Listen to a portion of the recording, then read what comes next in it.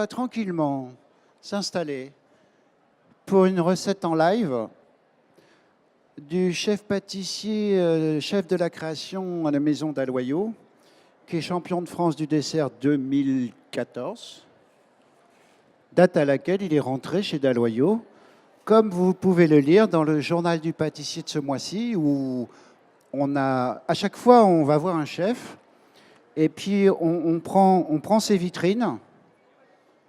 Comme ça, à chaque fois, si vous voulez, vous pouvez aller aux quatre coins de France ou du monde et voir les vitrines, les prix et tout ça, comment font les confrères. C'est un journal pour les professionnels, mais si vous y trouvez plaisir.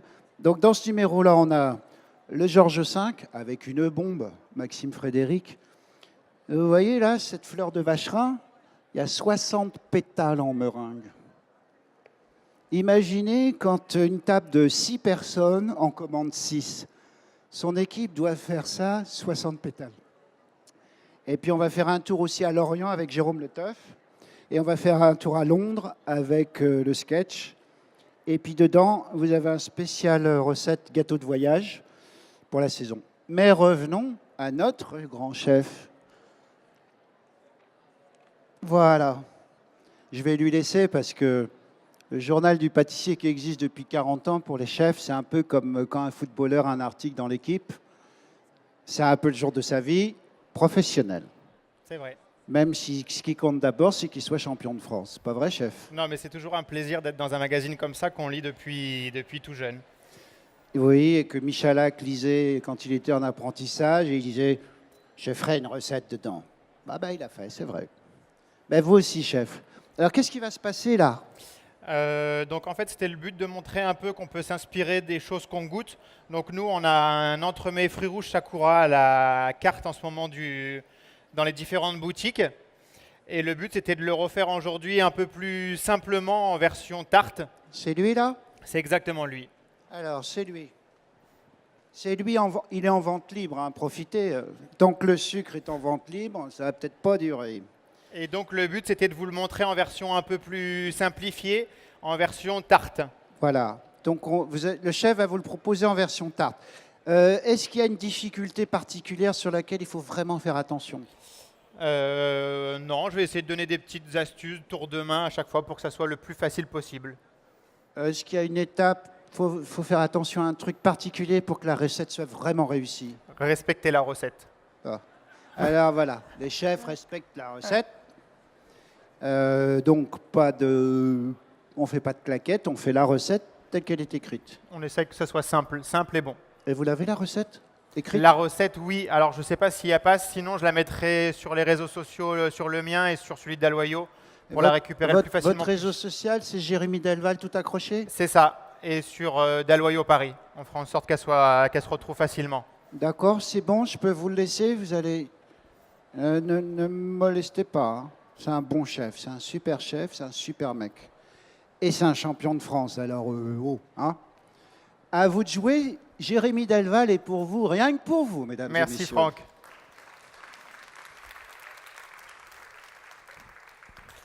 Donc on va commencer par faire la tarte. Donc je vous ai déjà préparé la pâte, parce que c'est des choses assez simples à faire à la maison, qu'on sait faire. Je vais juste vous donner une petite astuce que j'ai moi pour faire un joli fonçage. Après, ce qui est important, il y a deux choses importantes sur une pâte, c'est que dans la pâte, il y a du gluten, donc il ne faut pas trop la mélanger. Si on la mélange trop, on l'active et après on a une pâte qui bouge et qui se déforme en cuisson. Donc ce qu'il faut, c'est qu'une fois qu'elle est mélangée, on fait un petit carré. Ça ne sert à rien de faire une boule parce qu'après on va en l'étaler. Donc on fait quelque chose, un rectangle, et on la met au frigo. Une fois qu'elle a reposé, c'est bien de la faire reposer une nuit. On l'étale et moi ce que je fais, c'est que je vais faire une bande pour faire le tour et un fond. Et vous allez voir qu'en quelques instants, la tarte va être foncée, c'est assez rapide. Je vais mettre la bande autour comme ça. On va bien venir la plaquer contre le cercle.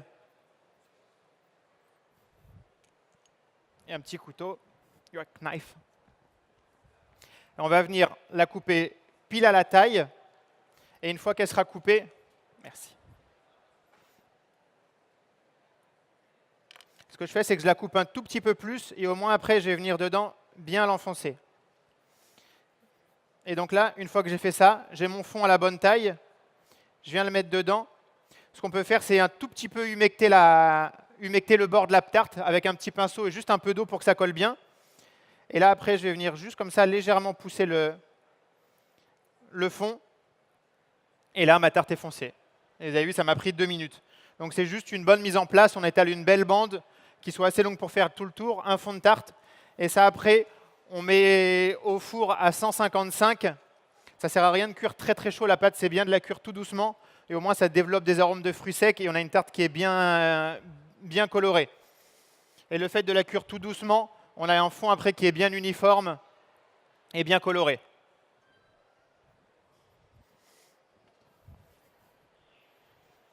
Et ce qui est vraiment important, c'est une cuisson douce et surtout du repos sur la pâte.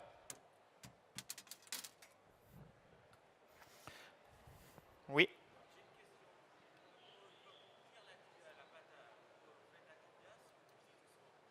À 155. À 155 pendant une vingtaine de minutes. 155 degrés pendant 10-15 minutes, jusqu'à une belle coloration. Donc après, on va faire un croustillant pistache. Donc pour le croustillant pistache, je vais faire fondre un peu de chocolat blanc. Et on va le mélanger avec du praliné. Là, c'est un praliné à la pistache. Donc le praliné pistache, c'est un caramel dans lequel on met des noisettes. Et après, on le mixe. Donc après, on peut faire fondre le chocolat au bain-marie ou ça marche très bien aussi au micro-ondes. Après, il faut faire attention de ne pas le mettre trop fort. Surtout jamais directement dans la casserole. Parce que sinon, après, dedans, surtout du chocolat au lait ou chocolat blanc, dedans, il y a de la poudre de lait. On a tendance à la brûler. Après, c'est pour ça qu'on a des petits grains. Si vous avez des petits grains dans le chocolat, ça veut dire qu'il a été brûlé, en fait. Donc, en fait, le chocolat blanc, dedans, ça va permettre d'apporter un gélifiant, un peu le ciment du praliné. Parce que là, on va voir le praliné, il est liquide. Et ça va permettre qu'il durcisse un peu dans la tarte. Que quand on coupe, il n'y a pas le croustillant qui s'enfuit partout.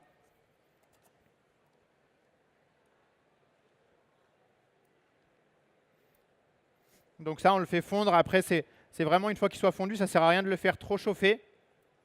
Là, il est fondu et dedans, j'ajoute mon praliné à la pistache.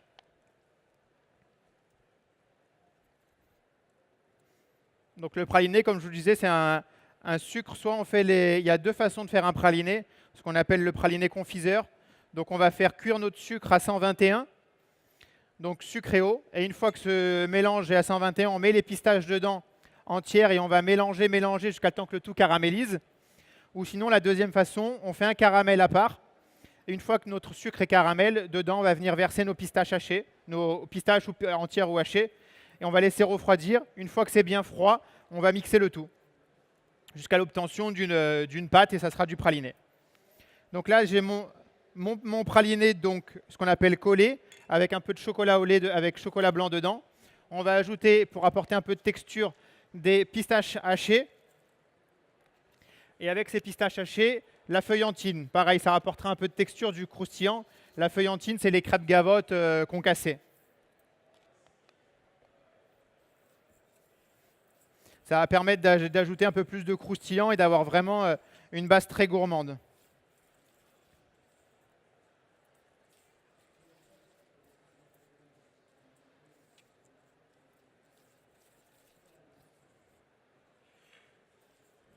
Et donc ça, on va venir mettre ça dans le fond de la tarte.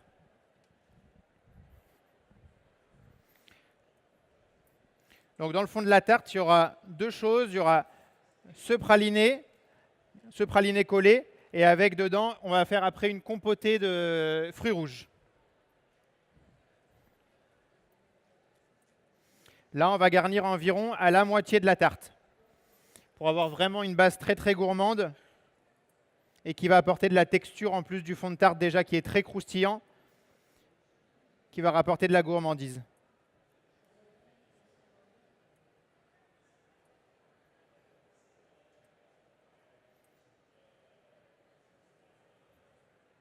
Après, vous voyez, ça s'étale très facilement quand il est un peu tiède comme ça. Avec une fourchette, ça va très très bien.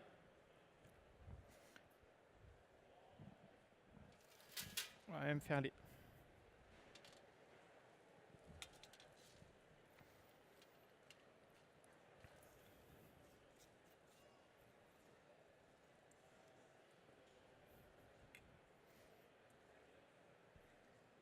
Ça, c'est des choses qu'on retrouve assez souvent dans les dernières créations d'Aloyau. C'est cette base un peu croustillante avec souvent du praliné, du chocolat, des fruits secs caramélisés qui va vraiment apporter de la texture au produit et toute la gourmandise. Donc ça, on va le mettre au frigo quelques minutes, le temps de faire la deuxième recette, et ça va figer assez vite.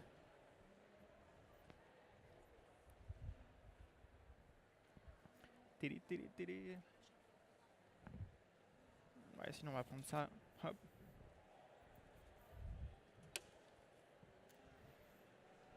Yep. Donc là, pour la deuxième recette, on va faire une compotée de fruits rouges.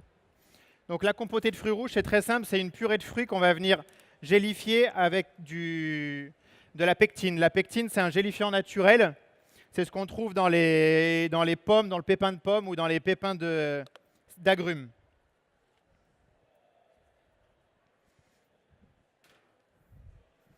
Donc pour ça, on va faire chauffer. J'ai fait un mélange de purée de différents fruits rouges. Dedans, il y a de la griotte, de la framboise et de la fraise. Donc en fait, ça va être mélangé avec de la pâte de sakura. La pâte de sakura, c'est la fleur du cerisier japonais. Et donc ça a vraiment un goût de cerise, un peu noyau de cerise, pruneau. Et donc c'est pour ça qu'on a fait un mélange de fruits rouges avec. Donc ça, c'est juste des fruits qu'on a mixés ou centrifugés. Après, maintenant, on trouve même de la purée de fruits déjà faite dans le commerce. Ça marche très très bien aussi. Ça, on va faire chauffer le tout à environ 30 degrés. Et après, dedans, on va ajouter le mélange de sucre et pectine. Donc ce qui est important dans la pectine, c'est toujours de la mélanger, tout ce qui est gélifiant, agar-agar, tous ces gélifiants, gélants. C'est toujours de bien la mélanger avec le sucre pour éviter d'avoir des petits grains après de gélifiant dedans.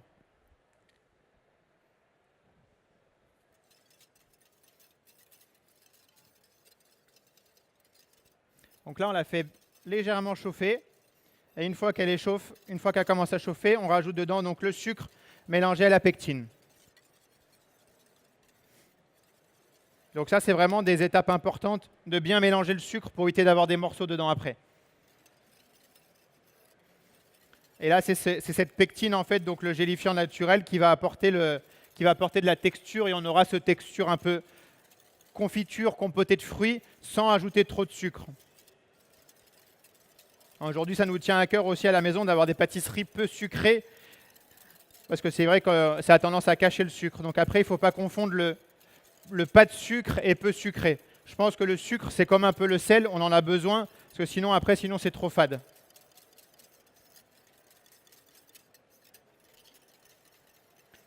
Et le fait de le faire bouillir, en fait, ça va activer la pectine. Et après, c'est le gélifiant qui va agir.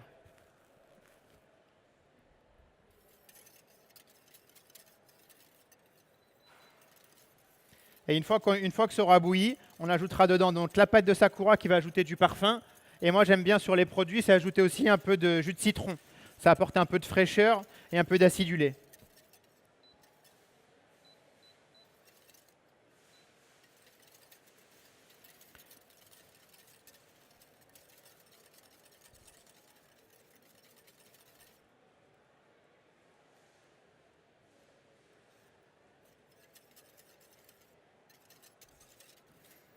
Et donc là, en parallèle, je vais vous montrer la texture que ça a fini. Donc là, celle-là, je l'ai fait refroidir. Et une fois qu'elle est refroidie, ça a une texture un peu épaisse. Je l'ai regélifiée. Et vous voyez, ça fait vraiment comme un gel, vraiment comme une confiture, mais très peu sucré et 100% fruits quasiment. Donc là, on voit ça commence à bouillir. Ce qui est important, c'est bien une bonne ébullition. Une fois que ça a bien bouilli, on le débarrasse. On filme à contact, toujours important, tout ce que vous faites, les produits chauds, c'est toujours de les filmer à contact. Les filmer à contact, ça permet d'éviter d'avoir une croûte dessus, que ça fasse de la condensation.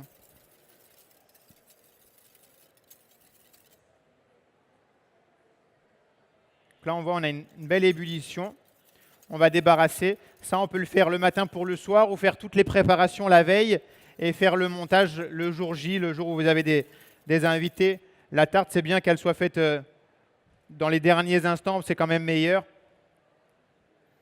Donc là, on va la débarrasser et on va faire refroidir.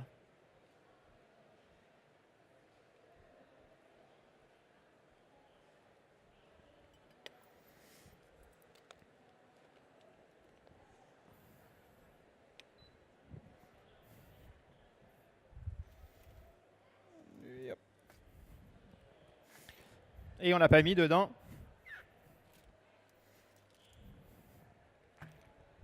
Si j'oublie le plus important, on va ajouter dedans le jus de citron.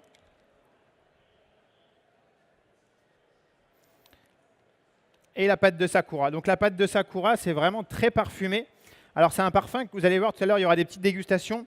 Vous n'allez pas forcément le retrouver. Ce n'est pas un parfum qui est très très marqué, mais ça va apporter beaucoup de rondeur, un côté un peu fleuri à la compotée de fruits rouges. C'est vraiment quelque chose de très très bon. En fait, j'ai fait les essais avec et sans cette pâte de sakura, et il y a vraiment une grosse différence. C'est vraiment un vrai assaisonnement qui va apporter beaucoup de parfum à cette compotée de fruits.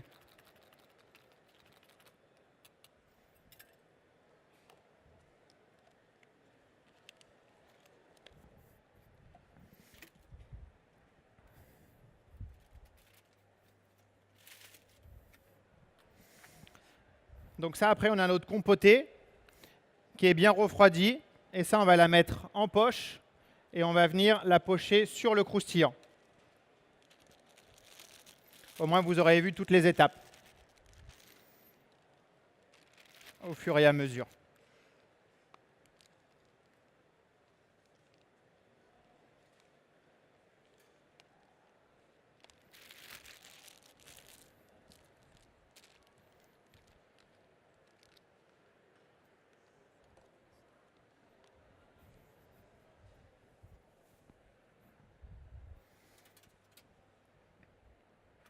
Hop.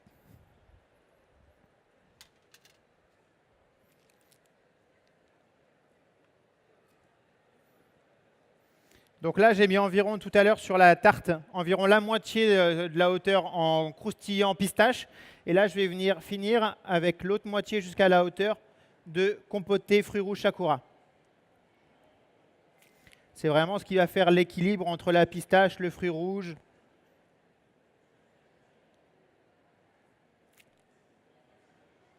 Et vraiment, là, l'été, quand il fait beau comme ça, une belle tarte fruits rouges, quand elle vient juste d'être faite, c'est vraiment très agréable.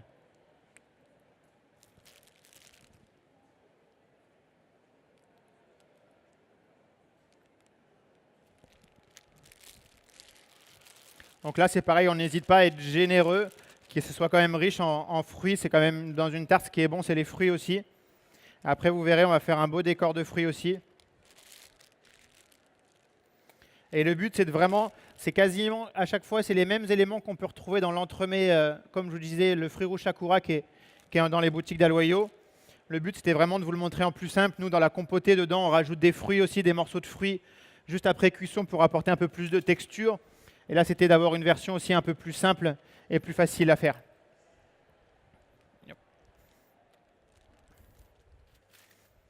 Donc ça, on va la laisser prendre au frigo. Et après, dessus, on va venir, je vais vous expliquer pour faire un crémeux à la griotte. Donc pour le crémeux à la griotte, je voulais quelque chose vraiment de très très riche en fruits et qu'on reste vraiment dans cet esprit du fruit rouge et du sakura. Donc on a toujours gardé cet assaisonnement de sakura. Donc il va être constitué de purée de griotte, jaune d'œuf, sucre. On va retrouver la pectine et après on va le refroidir et mixer avec du beurre pour obtenir cette texture crémeuse.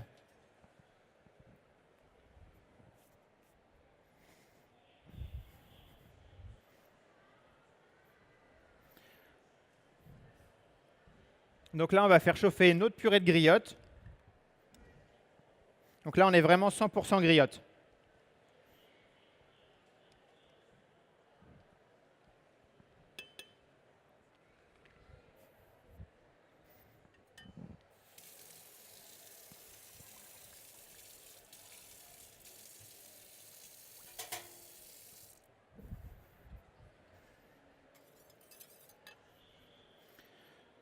Et donc là, pareil, on va faire chauffer à une trentaine de degrés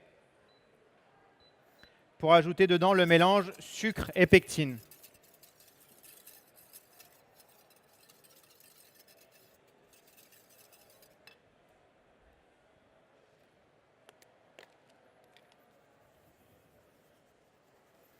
Donc ça, c'est vraiment important de toujours bien mélanger les gélifiants avec le sucre pour éviter d'avoir des petits grumeaux après.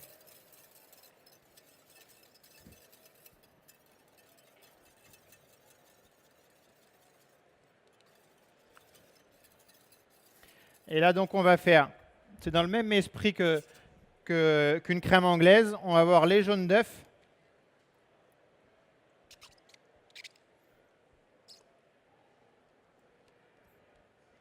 Et sur ces jaunes d'œufs, on va venir verser. Donc là, le liquide, ça ne servira à rien de le faire bouillir. On va juste le porter à 85 comme une crème anglaise.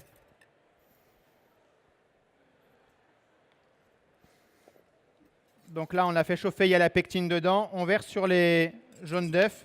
On mélange bien pour éviter de les cuire tout de suite. Et on reverse le tout dans notre casserole. Et ça, on va le cuire à 85 degrés.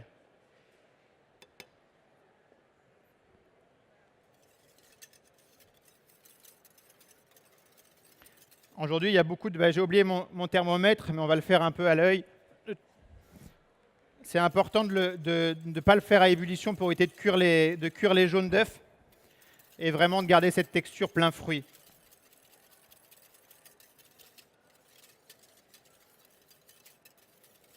Donc là, ce qu'il faut, c'est comme une crème pâtissière ou une crème anglaise, c'est toujours bien mélanger. Parce que si on ne mélange pas, après, ça accroche. Et vu que dedans, il y a du jaune d'œuf, ça va faire des œufs brouillés. Donc ça, il faut toujours bien mélanger, rester à côté. Ça, c'est des étapes. On ne peut pas faire quelque chose en même temps d'autre.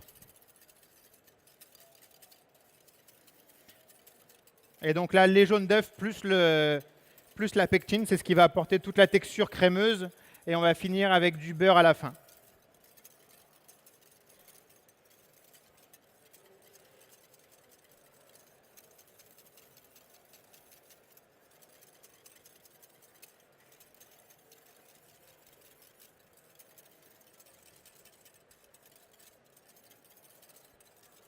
Donc là, on voit, il commence à épaissir.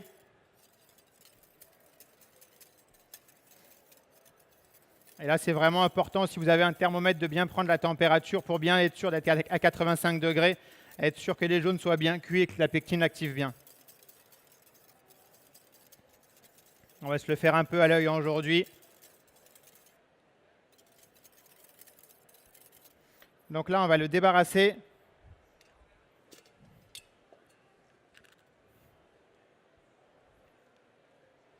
On voit, il a déjà changé de texture, il a déjà épaissi.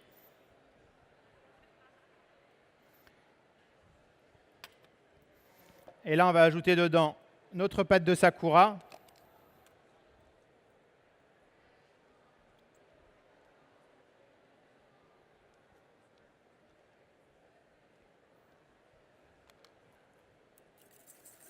Et comme tout à l'heure, pour la fraîcheur, vu qu'on est sur des fruits rouges, un peu de jus de citron. C'est vraiment agréable. Et on va être vraiment sur des touches acidulées, d'avoir un crémeux bien frais. Donc ça, on est sur un crémeux. La deuxième chose importante sur un crémeux, c'est toujours de le refroidir aux alentours de 40 degrés avant de mettre le beurre.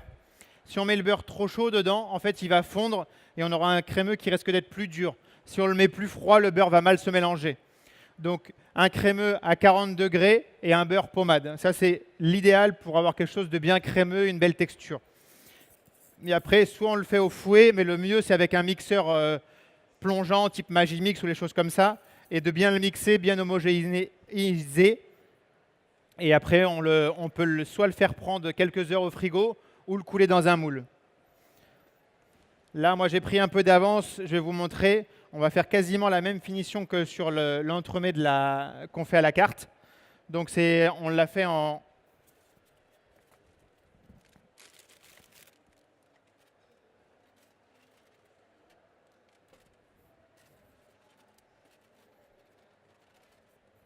Hop.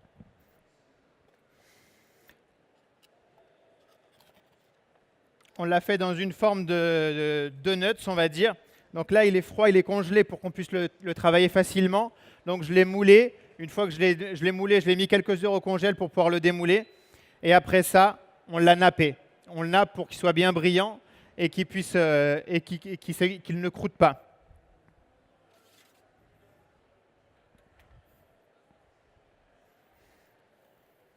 Et en fait, vu qu'il y a du nappage dessus, ça le fait légèrement blanchir. Mais ça, après, vous allez voir, tout à l'heure, ça va revenir. Après, si vous n'avez pas de moule à la maison, vous faites prendre le crémeux. Et une fois que vous avez fait prendre le crémeux, vous le pochez dessus. Une fois qu'il est pris, il est facilement pochable. Avec une poche, une douille, vous faites des petits points. Pareil, autour, c'est assez facile.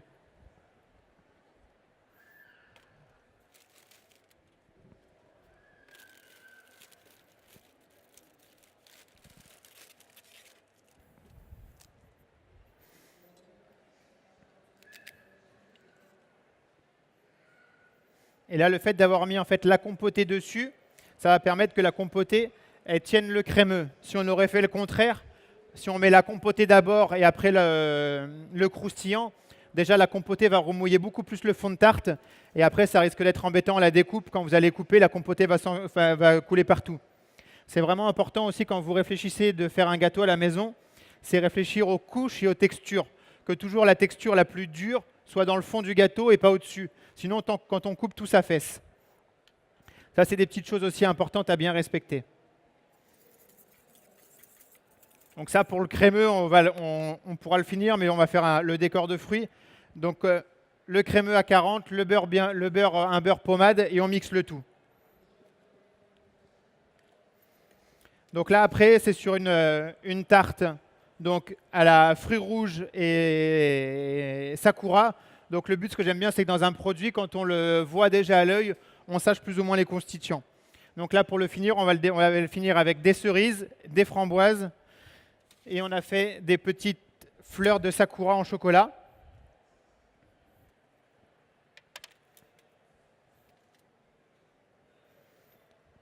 Donc on va finir avec une belle corolle de framboises autour. C'était vraiment l'esprit d'avoir une belle tarte aux fruits, quelque chose de très estival. Donc là, après, dans les fruits, on décore comme on veut. Le but, c'est vraiment dans la pâtisserie, quand vous voyez des recettes, des fois, il y a des choses qu'on aime sur une, sur l'autre. Il ne faut pas hésiter à prendre les recettes un peu de tout le monde et après à faire avec sa touche. Tout ce qu'il faut, c'est des petites choses à respecter, bien suivre les recettes. Comme je vous disais, réfléchir au montage, qu'on n'ait pas des problèmes après dans les démoulages ou des choses trop dures en haut qu'on n'arrive pas à couper. C'est toutes ces petites choses-là à réfléchir avant pour que ce soit assez facile à déguster et qu'on prenne du plaisir à la fin. Donc là, on va faire le tour en framboise fraîche.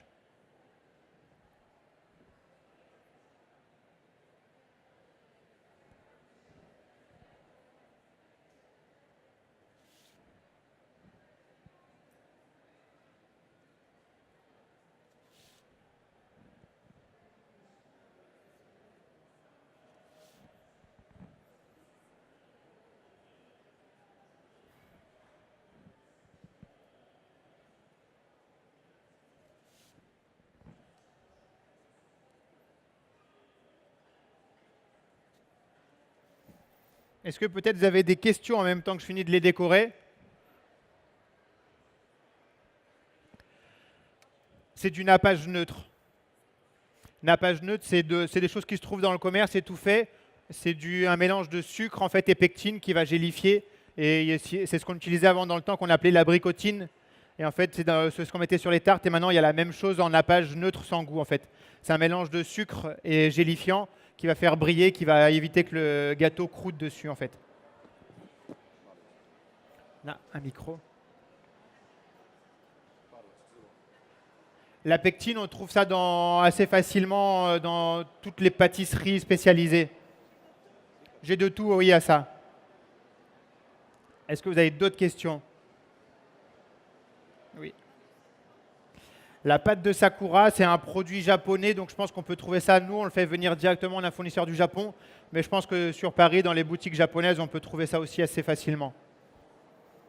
C'est une pâte, en fait, donc dans cette pâte, dans le sakura, on utilise la fleur et la feuille qui n'ont pas les mêmes parfums. Et nous, c'est une pâte où dedans, il n'y a que de la fleur.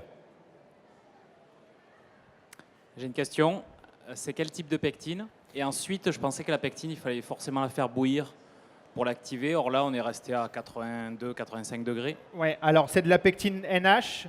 Alors la pectine, elle agit à partir de 70 degrés. Alors, on n'a pas besoin forcément de la faire bouillir. On la fait bouillir, en fait, c'est pour être sûr que la pectine soit bien agie, surtout sur une compotée de fruits. Mais là, sur des crèmes anglaises, on peut les gélifier aussi avec de la pectine. Est-ce que vous avez d'autres questions?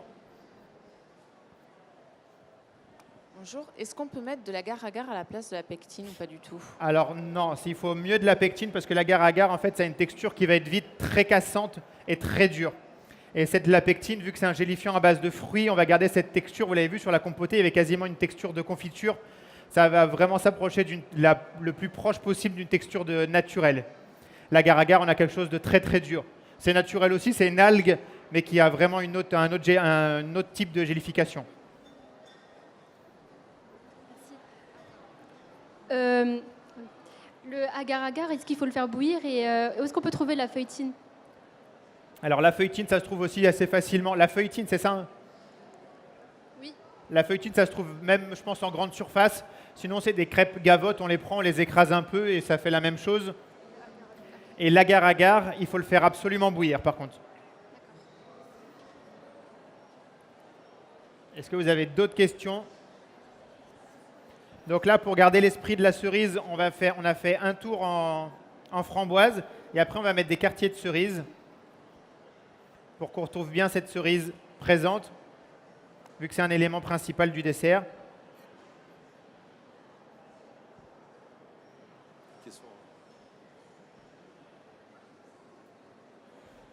Le but, c'est vraiment, quand on fait des gâteaux, des fois, de ne pas aller chercher le décor pour le décor. Et quand on voit un beau gâteau en vitrine et qu'on sait déjà les parfums, c'est plus agréable quand un gâteau fraise dessus, il y a des belles fraises, ou qu'il est rouge et qu'il va y avoir quelque chose qui va nous le faire rappeler. Qu'un gâteau à la fraise qui va être bleu, c'est toujours un peu bizarre. Donc nous, on essaye vraiment d'avoir cette démarche aussi, de retrouver le décor tout de suite sur le visuel. Et en fait, là, vous allez déguster après une petite pièce, donc c'est la sucette Sakura. Donc c'est quelque chose, nous, qu'on fait en réception, parce qu'on a une forte activité de réception aussi. Donc c'est encore une autre version de l'entremets qui a été détournée et on a fait autre chose avec. Le but, c'était de vraiment vous montrer vraiment trois façons de le faire. Et donc ça, c'est une sucette donc qu'on a fait, c'est quelque chose d'assez ludique qui plaît beaucoup en réception. C'est dans une coque chocolat. On vient le garnir pareil avec un praliné collé. Et dans ce praliné, on vient mettre dessus la compotée de fruits rouges Sakura et on va le finir avec une petite pâte sucrée pour avoir l'esprit d'une tarte. Et sur lequel on vient mettre le crémeux et exactement le même crémeux qu'on a fait là ensemble. Donc c'est vraiment le but d'avoir, après sur les recettes, de retrouver on essaye de les faire vivre et voilà, qu'on retrouve les produits en réception en boutique. Et quand on peut vous nous montrer les astuces aussi, on n'hésite pas à vous montrer les astuces de chef. Donc voilà, c'est les produits, il faut les faire vivre et c'est toujours des moments d'échange.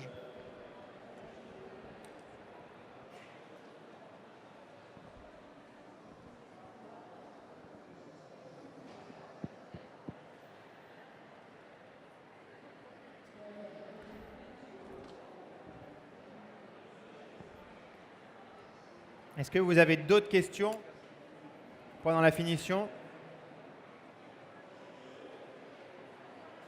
Non, pas de questions? Tout est bien expliqué alors. Et là, on va garder une cerise entière pour avoir vraiment l'esprit de la cerise, un peu l'esprit de la cerise sur le gâteau.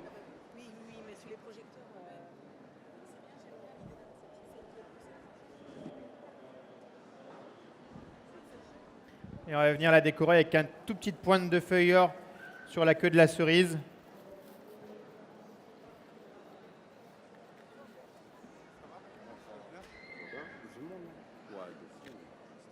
Ah, pardon, excusez-moi. Il n'y a pas de souci.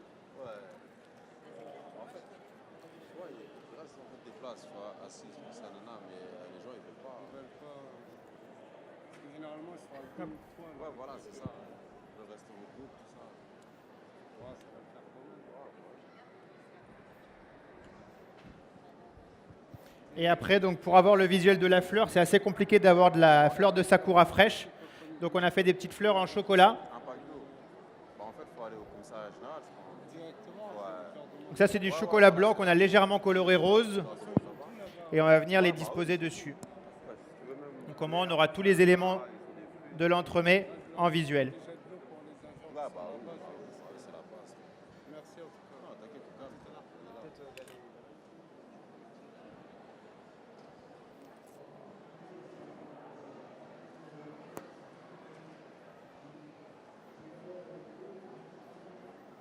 Donc ça va être une autre version.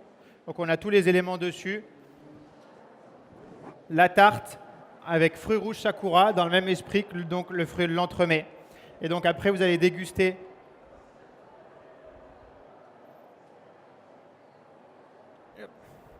Donc ça, c'est exactement la même chose qu'on a fait, donc en version sucette.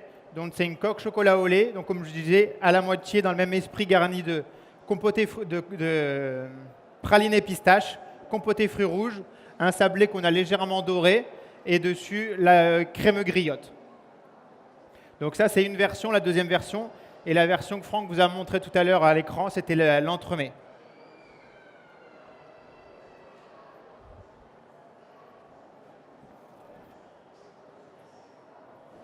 Et maintenant, on passe au plus intéressant, la dégustation.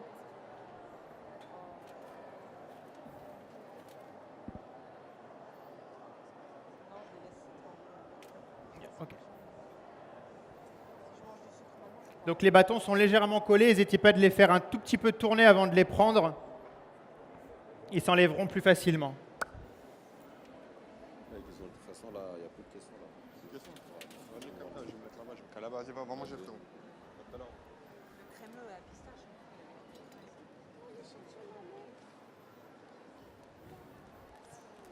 Ça va, le gars? Ça va bien?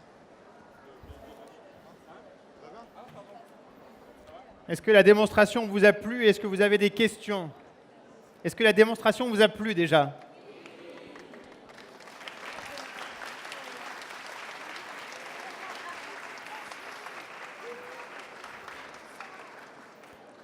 Est-ce que des questions?